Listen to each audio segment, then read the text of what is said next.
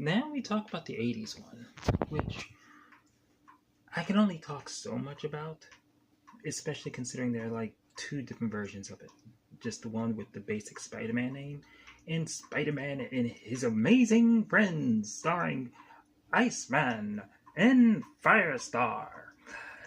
Yeah, which she's a character that originated from the cartoon series, then later gained somewhat minor popularity thanks to that.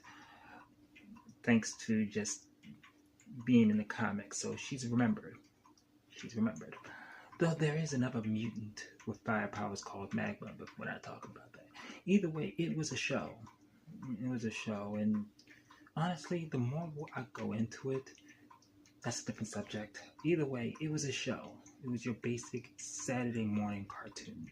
It didn't hold a lot of major Spider-Man elements, but you see it off and on. Either way, it's another show that you just appreciate its existence, but it still don't seem to hold anywhere near as much significance as some other shows that are still talked about. But let's be fair, childhood circumstances.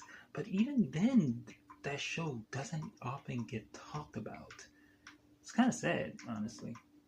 I mean, though it didn't have, no, I'm not even going to say that because it did have plentiful of villains at that point. It was during the late 70s or 79 to 80s, so that was that period. But we're heading down my childhood and we're getting out of the decade I was born. Yeah, try to assume what age I am.